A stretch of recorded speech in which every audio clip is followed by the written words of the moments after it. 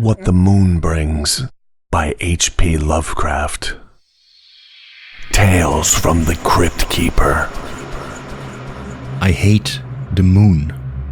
I am afraid of it.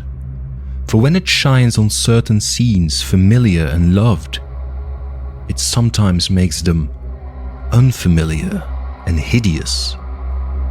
It was in the spectral summer when the moon shone down on the old garden where I wandered. The spectral summer of narcotic flowers and humid seas of foliage that bring wild and many-colored dreams.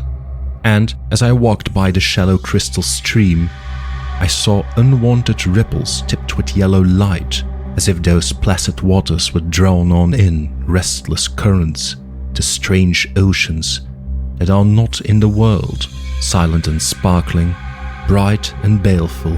Those moon-cursed waters hurried I knew not whither, whilst from the embowered banks white lotus blossoms fluttered one by one in the opiate night wind, and dropped despairingly into the stream, swirling away horribly under the arched carven bridge, and staring back with the sinister resignation of calm, dead faces.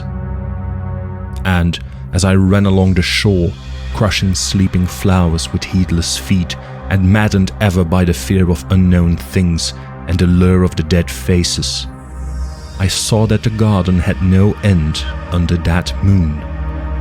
For where by the day the walls were, there stretched now only vistas of trees and paths, flowers and shrubs, stone idols and pagodas, and bendings of the yellow-litten stream past grassy banks and under grotesque bridges of marble.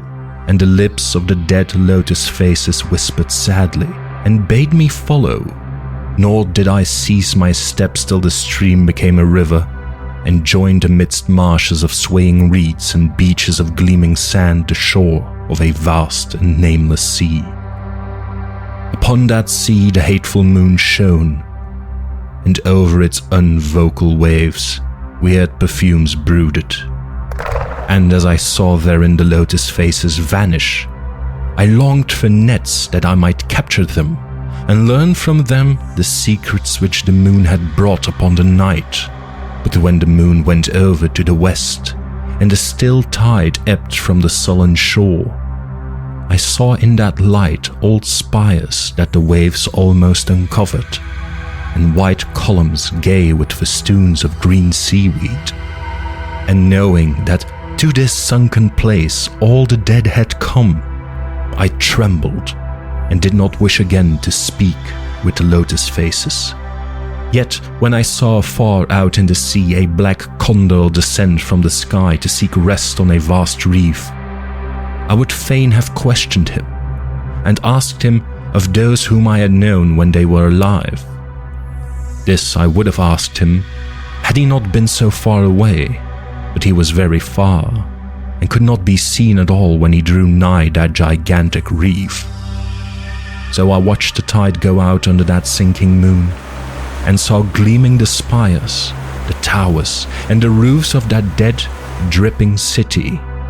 And as I watched, my nostrils tried to close against the perfume-conquering stench of the world's dead. For truly, in this unplaced and forgotten spot, had all the flesh of the churchyards gathered for puffy sea worms to gnaw and glut upon. Over those horrors the evil moon now hung very low. But the puffy worms of the sea need no moon to feed by, and as I watched the ripples that told of the writhing of worms beneath, I felt a new chill from afar, out whither the condor had flown, as if my flesh had caught a horror before my eyes had seen it. Nor had my flesh trembled without cause, for when I raised my eyes, I saw that the waters had ebbed very low, shewing much of the vast reef whose rim I had seen before. And when I saw that this reef was but the black basalt crown of a shocking icon, whose monstrous forehead now shone in the dim moonlight, and whose vile hoofs must paw the hellish ooze miles below, I shrieked, and shrieked lest the hidden face rise above the waters, unless the hidden eyes look at me after the slinking away of that leering and treacherous yellow moon.